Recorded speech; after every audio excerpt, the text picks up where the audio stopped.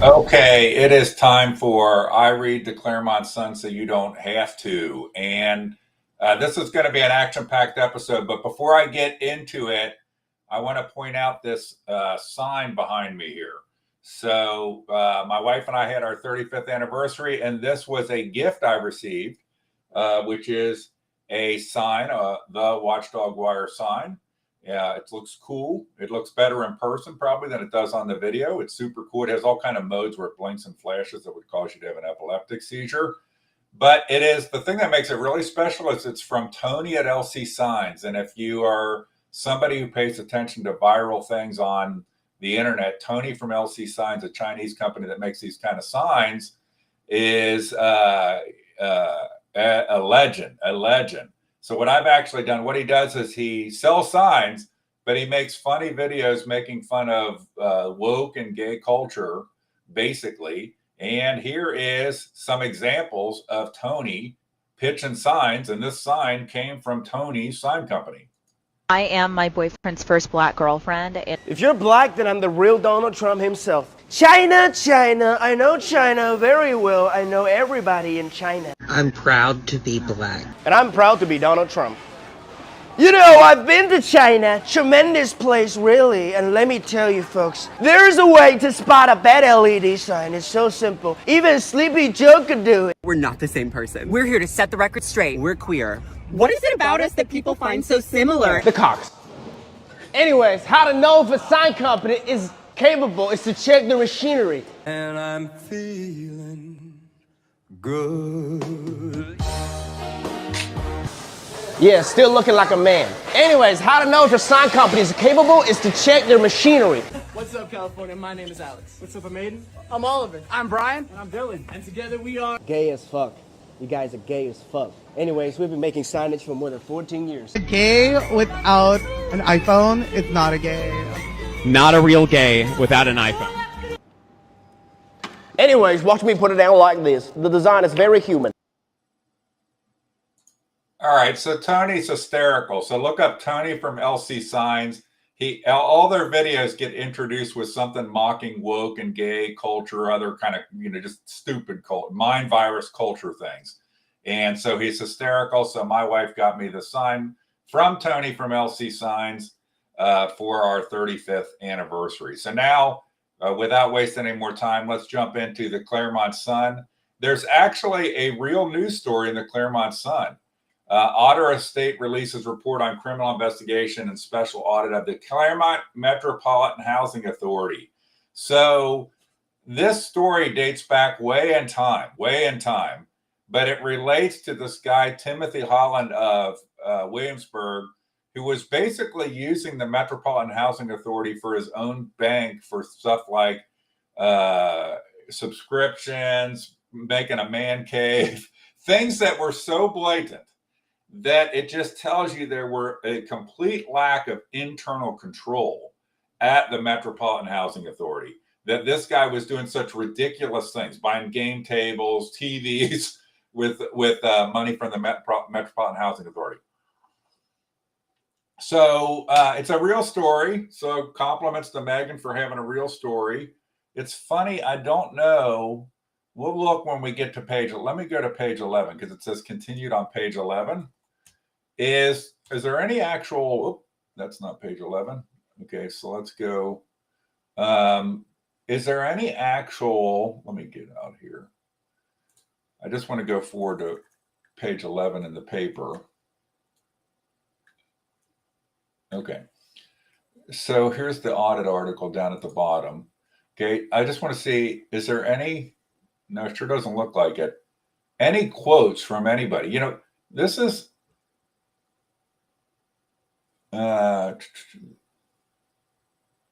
there's a quote here from, out of the report. This is the kind of thing you would think that a real newspaper would go interview some of the people here, like go interview the prosecutor, go interview whoever's heading this Metropolitan Housing Authority now. But, this basically just, so I'm going to take back a little bit my compliment to Megan on having a real story, because she doesn't it's basically just look at the report and make a story out of the report versus actually go do some real news work. Okay. So I'm going to come back to page one. Well, I'm not going to come back to page one because we got time. I'm going to run out of time here. I can tell you is the weekly construction updates, formulaic Megan article. Then we have this have kidney will travel article, and we'll see this. You know, I'm not against these kind of columnar pieces, you know, but they're kind of a ridiculous percentage of this paper now. So we'll see that this one is like, what, a third of the page here, a quarter of the front page, and it's going to be like a whole other page. And, you know, whatever, fantastic, all for this woman, everything. But it's like, I just feel like we have not a lot of news, and we have the Megan stuff that's not really news. And then we have these things that take up a lot of space. Doesn't make them bad or wrong. It's just is this the, you know, one of the top news stories, and should it be, you know, when it's a 12-page newspaper, you know, should it be like, you know, 8% of the entire newspaper is these stories, 8 to 10%. Okay. But before I get, you know, I just wanted to cover those things on the front page. This auditor of state story about the Metropolitan Housing Authority. Okay. So this is the July 24th edition of the Clermont Sun, July 24th. So the press deadline would have been the 21st for this, based on what they have on their website now. But I want to jump ahead here to just point out, I broke this story in 2019. Okay, when there was a federal raid on the Metropolitan Housing Authority on July 16th. Okay, I'm the one who first put it out there that there had been a raid on the housing authority relating to the crooked activities. But so that's 2018. 2023, I point out that, you know, Cindy Gramke, basically every place Cindy Gramke was had some sort of fraud or embezzlement thing. Clermont Senior Services, Metropolitan Housing Authority, you know, and she tended to be protected by the prosecutor's office. She should have been prosecuted, especially for the Clermont Senior Services. But, you know, wherever she was, there seemed to be a complete lack of internal controls and money getting stolen left and right by people. This is from 2014, okay, where it's so funny that my track record on reporting on this is far more than the actual newspaper is for reporting on it, okay? Now, since I mentioned Cindy Gramke, I want to cover Clermont Senior Services real quick. It's not in the paper, but it relates to this kind of pattern of corruption in these things. So this is from 2022. This is when I broke the story of Greg Carson, beloved member, Jesus Greg of the Clermont GOP. He was in Williamsburg also in a public thing. Okay, that there was this theft scandal was being covered up by the prosecutor, being covered up by Mark Tucalby's absolutely crooked office, where apparently these people that work there can't find jobs, so they sell their souls for a 6-figure salary, and buddy up with the corruption. And just in case, hold on, Lara Barron, I'm talking directly to you. Is the money worth it to be a scumbag covering for Mark Tucalby? Is it worth it? Is your soul worth it? Okay. So now let's go back to the paper, and me talking about Greg Carson here. So Greg Carson, and not in the paper, but this is another thing. I don't know how much this has ever been covered by the paper. So the 26K theft, what happened was it's so corrupt, Mark Tucalby's so corrupt, that they almost instantly found 26K theft, and then they stopped checking. Why? Mark Tucalby reasoned it was going to cost too much money because there had been so much theft. Honest to God, I can't make this up. There had apparently been so much theft that it was going to cost too much money to be able to discern all the theft because it'd be too much stuff listed. Honest to God, I cannot make that up. So they stopped the investigation at $26,000. The law firm that was involved, I believe it was Cindy Gramke's daughter, worked at the law firm. Just Mark Tucalby, it doesn't matter. As long as you can get a good deal on remodeling, Mark, no corruption is too much. No corruption is too much as long as you get good pricing on remodeling and other things. So no conflict of interest ever exists that would ever tickle Mark Tucalby, like father, like son. Okay. Now, but this Greg Carson thing. So I broke this on June 21st, 2022. What do you see here? June 23rd, 2022, prosecutor's office. They had covered it up, and when I broke it, then they put it out. Okay? So I broke the story, and then they couldn't cover it up anymore. It's still largely covered up. They made the taxpayers it was through insurance, but then we have to pay for the premiums getting increased. They never tried to recoup the money from Greg Carson's family. He's deceased. Okay? Never tried to recoup the money. It's so corrupt. Mark DeCalby, corrupt, Mark DeCalby, corrupt, Mark DeCalby. Remember that. They go together. Okay. So I'm going to go on a foray here and then come back to the newspaper because all this tickles a lot of memories for me. There was a woman, her name was Nicole McCune, who was embezzling money from a company called Utter Construction, who did a shitload of county work. Doug Utter is now deceased. Doug Utter came to me before he was deceased with a whole story of a series of things in connections with overt, unbelievable corruption in our county. Okay? Which is funny because back when these events were happening in 2018, I had a confidential informant. I never knew who they were, but they were highly credible, telling me that there was a network between in water services, Nicole McCune, other stuff where money was getting, where they figured out the story was they had figured out how to get invoices and checks to pop out of the county system without them ever going through any approval because of some bug in some software module. So the person who was my confidential informant that I knew nothing, I never really covered this that much because I couldn't, I didn't get all it was too hard to figure out some of the connections. But they were down to tell me what module in the software was the module that had the defect in it. Okay, so Nicole McCune was the person in Utter Construction. So think about this. She stole $1.2 million and Doug Utter, the head of the company, didn't notice. Okay.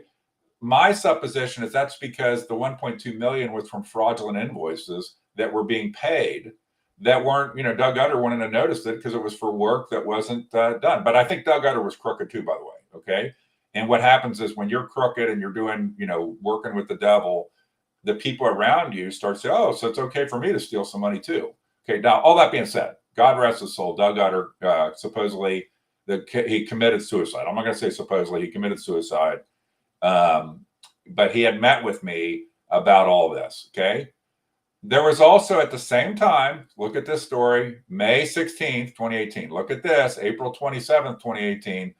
A person named Marianne Belt, who was supposedly misusing a credit card. Okay. And my sources were that this was all intertwined and that there was a massive fraud thing and it was completely covered up. Now, I don't know, but I don't think there's ever been an adequate investigation, any of this stuff. Now, a lot of this is outside the statute of limitations now. So, but I don't think there's been an investigation, which, by the way, now I'm going to go further down the path. There was a woman, her name was Dolores Angel, who ended up dead in a car in Doug Utter's pond. Dolores Angel ends up dead in a pond at Doug Utter's house farm. It's like, this woman supposedly drove from the Norwood Kroger, not home to where she lives, which was close to there, but she drove like an hour, I guess, or half hour, an hour into way out into Felicity, and then drove down like hundreds of yards long driveway, and then just drove into some guy's pond and died. Okay. That's supposedly what happened with this woman. Okay. Then it got said, oh, she had dementia. Her family, I interact with the family a lot, and she had dementia and all this kind of stuff. And it's not true. None of that's true. Okay. I think there's some sort of cover up. Doug Utter thought there was a cover up. Doug Utter thought that some foul play had come to this woman, in that she was dumped in his pond. Okay. To send a message to him because he was starting to get vocal about the corruption that was going on in the county. Okay. So this happened in 2020. Okay. So let's go back 18. Now we're 2020, dead woman in the pond, Dolores Angel. Okay. And a pond, by the way, Dolores Angel's cell phone got destroyed by the sheriff's office. Okay. When the family wanted it back, they first withheld it, then they destroyed it. Okay. And here's the funny thing too. Dolores Angel drove her car into a pond, and then apparently when she was, in the pond dying, she turned the car off and she put it in park. What this is the left and right are pictures of, the left is a picture of her actual car. By the way, the investigation report on this is absolutely ridiculous, absolutely incompetent, ridiculous. You go watch a couple TV cop shows and you would know that you put more in a report than this. Okay. So the left is pictures, crime scene pictures. The right is pictures of this kind of car. So to confirm the key was in the off position and it was in park. Okay. That's something very good to do when you get crash into a body of water or dying, make sure that you put the key in the off position and put the car in park. Okay. So when all this was going on, I'm going to get back to the newspaper here. How am I doing? I'm using a lot of time. I'm going to go over a little bit. So when all of this was going on, the detective or the deputy on it was a guy named Mike Robinson. So when Doug Utter committed suicide, there were reasons he didn't want me to come forward with what he had told me. And it was hearsay because he didn't want me to come forward because he thought they were out to get him and that they were going to kill him. Okay. Doug Utter, now he was paranoid. Now, whether, it's not paranoid if it's true, but he was under the impression that they were going to try to kill him. Okay. So he didn't, I said well, if I start making record requests or anything, it's going to set off alarm bells. So I didn't do anything. And frankly, I wish I had at the time that he told me of his allegations involving all this stuff. I wish I had done something right then, but I did not. After he died, I then contacted the sheriff's office on this. Okay. And there was a detective on it named Mike Robinson. And Mike Robinson, when I bothered to ask any questions, in a very super bizarre, he reopened the report specifically to basically demonize me for having called to ask questions. It was bizarre. I never had a law enforcement agency reopen a report because I did a record request. Okay. So it's and then he recorded calls with me. So I start recording calls with him. And so Mike Robinson had told me that the reason why she had, driven her car, it doesn't make any sense. I actually drove down the driveway and saw this pond. It doesn't make any sense. She'd have to really try hard to drive into this pond. And he's well, it was dark. She didn't see the pond. When she drove in there, it was dark. Well, then I look at the stuff and we'll come back. But what I did was an audio of a part of a call with this Mike Robinson of the sheriff's office. Be absolutely thrilled to work with a competent law enforcement person who was interested. I'm going to restart this. Just so you know, the genesis of this is that I have text messages from Doug Utter. And I had taken a page of notes in meeting with Doug Utter and I lost them. But I have text messages. So I offered to the sheriff's office text messages. And they have basically tried not to get the text messages because they want to get them. It's just give them to us. I'm no, I want to sit down with you and do an interview and I will give you the text messages as part of me providing context to them because it was back and forth and it was based on discussions that were happening with Doug Utter at the time. So here is this audio of a little section of a call with Detective Mike Robinson. I would be absolutely thrilled to work with a competent law enforcement person who was interested in doing a thorough investigation versus doing what appears to be a cover-up where you didn't even put Chris, the most basic if things in the you're report. not willing to share your text messages, why would I be which willing you think to might share be relevant things that with you may or when may you not have have, put in because your I don't know if report you the have most text messages basic now when you things say like a may timeline? have. Why So, would I share I guess my information question with to you is, do you have text messages My that you information believe to that you- are relating to this Let investigation? me answer your question, okay? I'm sorry? Let me answer your question, That's my question. okay? Do you have text messages that you believe that are related to this? By the way, every time you talk to this guy, he asks you a question, then he interrupts you while you're trying to answer the question. He got moved to the evidence room or something. So it doesn't say stellar career or something, although he got honored by the chamber. That's a win. Okay, here we go. Investigation. Do you want me to answer the question? Or do you want to keep interrupting me? Okay, go ahead. I'll come in and give you text messages the minute you tell me how she possibly drove into a pond in the dark when it was daylight. As soon as you answer that question as to how she could possibly have driven into a pond when it was when it was daylight, and you said in a recorded call you recorded with me that it was dark. Okay. So this guy told me in a call that was recorded, he recorded it, that she drove in the pond because it was dark. Then when I checked the actual record and talked with the family, the car, it was not possible. It was daylight when the car went into the pond. Some of the pictures, crime scene pictures, it's dark, but that's because that's when the tow trucks and stuff were there pulling the car out. It was like at, I can't remember the exact time. It was like at 5 or 4:30. I actually went and checked when was sunset on that day. It's like, no way, this car had to have driven into the pond during the daylight. So something was, everything has been super sketchy about this. You know, I asked them to do a subpoena. The family claims that that there was an answer on the cell phone at one point. During the family was on it. They were driving around Clermont County looking for their grandma. Okay, and immediately. And they claim there was an answer on the cell phone. I tried to get the cell phone records from Verizon. The sheriff has a better ability to do that. They said they were going to do it with the subpoena. Then they, as far as I can tell, effed up the subpoena. So they asked for ping data off of towers versus just the invoice for the account. The ping data off of towers would not be there anymore because they don't keep it that long. But the invoices on closed accounts, they keep for like 6 years. So, you know, it makes no sense. And it makes no sense that they still have, they don't want the text messages. It's always this thing that I want to come in and tell you what the context of each text message was, because he and I had met and talked about it, and he was following up on things we talked about. There is something still to this day very fishy about this. Now, I am way off from the Clermont Sun, but all this thing about this Metropolitan Housing Authority made me like really want to, you know, caused me to really do some thoughts. And it's bothered me to this day that I haven't done more for this family where their grandmother died and got found in a pond in Clermont County, you know, and the way they were treated by the Clermont County Sheriff's Office was completely unacceptable.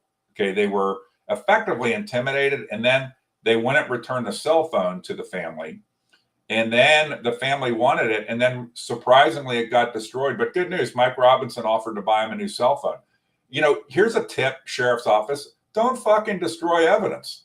You know, when the family's asserting that the cell phone would show that there were calls that were answered, okay, then it's probably a good play not to have destroyed that piece of evidence. So, any event, I'm not come back to that story. There's a lot more there. And the web of corruption in our county, I don't really know where it begins and where it ends. So here's the second page that I'm only on page 2. So I'm going to try to, what time is it? Oh, geez. I might not be able to do the Jungle Gym's ad. I might not be able to do the Jungle Gym's ad. Okay. Or I'm going to make that bonus content at the end. All right. So this is page 2. I'm going to kind of breeze through the rest of this because that story on the front page really triggered me on the Metropolitan Housing Authority, because it's all part of this pattern of corruption that happens. Clermont Senior Services, Utter, you know, et cetera. Okay. Then the next page we got, I'm on a breeze past this where you can't even see it. The community calendar, the Sudoku. Let's see if there's anything big on the community calendar. You know, I don't see anything huge on the community calendar. Okay, and then Jungle Gym's ad, crossword, Sudoku. We've got our normal John wanting more money for veterans. I'm all for veterans. John, at this point, I just assume that John, who always gets 1 to 2 articles a week, that he cannot write an article about cutting costs and improving service. You know, Elon cut 80% of the staff at Twitter and nobody noticed, okay? All these programs that John wants more and more money dumped into, John seems completely unable to ever have a thought about how we need to do something to increase the efficiency of the programs so that we can have better service at lower cost. He just always wants more money, but he gets his weekly article on this, okay? Then we have like several articles that are kind of irrelevant to Clermont County. I mean, they're not irrelevant, but it's just like they just dump in these articles. Somebody, Center for Rural Affairs article, you know, some artificial intelligence. Yeah, I don't know how many people are turning to the Clermont Sun for their articles on artificial intelligence. I know I'm not. It's just like they reprint stuff. There's like reprint. Okay. Mission and vision makeover, just more like blah, blah, blah, blah, blah. Now, this one caught my attention. 988 Suicide and Crisis Lifeline. I didn't know there was a special thing for suicide and crisis. That's good. That should exist. What kind of threw me on this article is that now you can get, I guess, a license plate. And I don't know how many people, maybe people that are in this industry, but how many people are going to get a suicide prevention license plate, a vanity plate on there? It just seems like not a lot of people would really do that. Okay. And then we got the sports section. And for time, let's just assume that Jake Dowling did a good job on the sports section as usual. And Matt did a nice little article on the Reds. Still waiting for Matt to go to Dollywood again, or where his next vacation place is going to be. Matt, if you go to Florida, there's a place called Gatorland in Orlando. It's fun to go to. It's all gators. You got kids and be afraid they're going to get chopped. There's gators everywhere. So Matt, that would be a fun article to have a vacation to where you in Orlando you go to Gatorland. All right.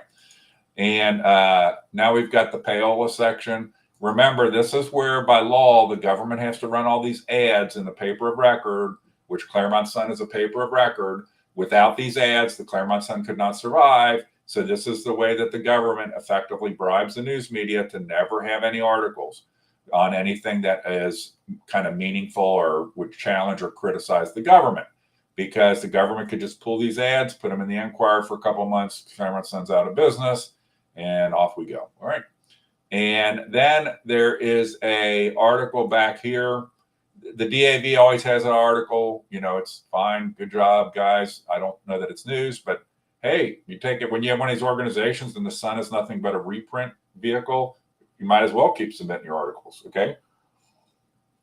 Then we've got this thing about residents' protest. So I saw Jen Mozakowski's name in here, Mozakeli's name in here. I have trouble remembering how to pronounce her name. You know, some damn protest against ICE, okay? Because remember, the Democrats and the establishment Republicans both desperately want a never-ending flow of undocumented, below market, not properly insured labor that makes the middle and lower class of America unable to compete. That's what these people are protesting for. They're protesting. They want illegals because illegals depress the rate for wages, thus affecting, you know, the communities that these people actually hate. The Black community, people, the poor white community, the et cetera, okay? That are the Latino community who's here legally, because now you've got constant flow of illegal labor, and the illegal labor it's modern slavery. It's even better illegal labor, because since they're illegal, they can't go to the authorities, and therefore they can be abused at will. Just abuse them at will, okay? And so and now maybe Jen is not able to put this all together, that she is a set piece in an idiotic play to basically hurt legal citizens, and especially of disadvantaged or less advantaged. I don't like to look at things in terms of color or race, because there's lots of unbelievably rich Black people. I like Victor Davis Hanson pointed out at Stanford, when he was at Stanford, you had like Thomas Sowell, who was the Black woman who was the security advisor to Bush, Condoleezza Rice. The three most prominent people in their what department was it? Were all Black, and he was like they were all there because of just outright merit. Okay, they were the best. But anyway, these people protesting for illegals is basically saying screw the middle class and poorer people, because we are going to fight to have an illegal source of labor that is below market rates and undocumented, so they can't go to the police. But here's the thing about this, okay?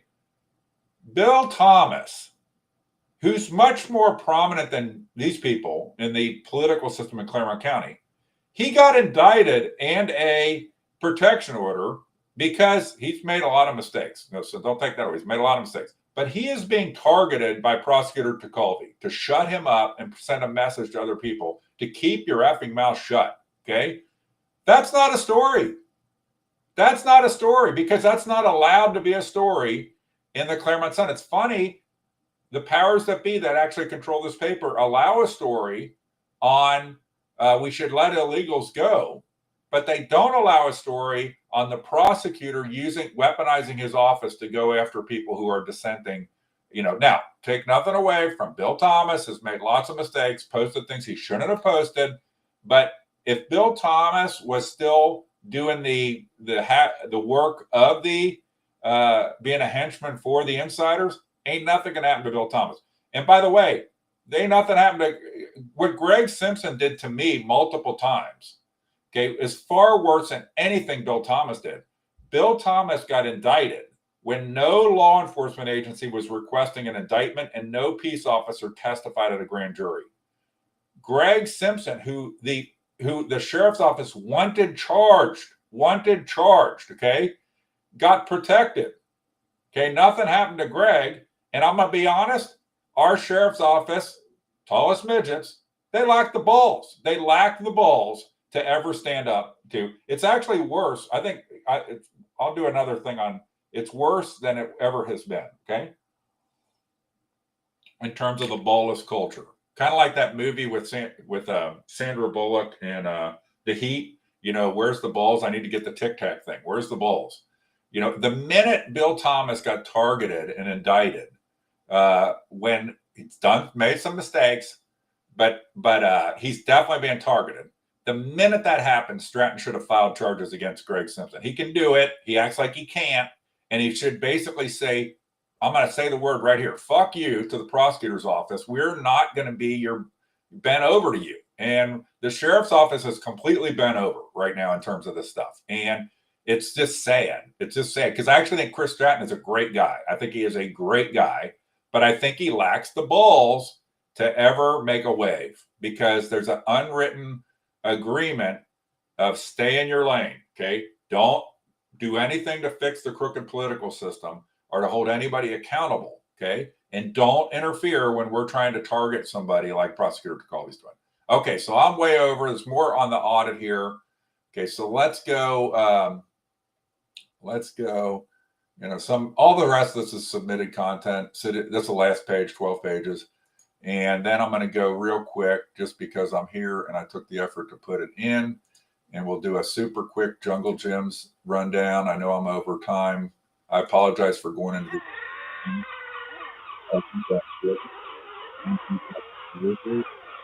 when I saw the Clermont Sun's headline, it just brought to me all these thoughts of all this corrupt shit that has gone on, and that I feel like, oh, I'm doing a good job focusing on this, and I'm like, oh, I need to do more.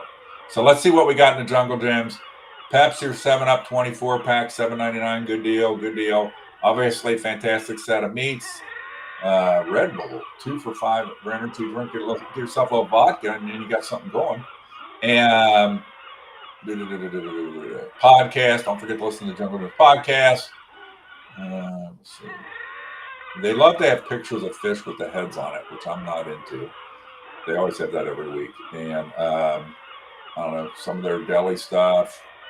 Oreos. I love the vanilla Oreos, not the lemon ones. I don't know if I've ever actually ate a lemon Oreo. It just doesn't sound appetizing to me. Okay, and then Texas toast. We used to have Texas toast all the time when we'd have some sort of pasta thing, and then I don't know. We don't seem to have it anymore. I gotta talk to headquarters about why we don't have more Texas toast because they got a good deal on it at Jungle Gyms, $2.99. Totino's pizza rolls. We used to have like truckloads of pizza rolls come into our house because my son loved pizza rolls, but he's married and gone. And so we don't need the pizza rolls anymore.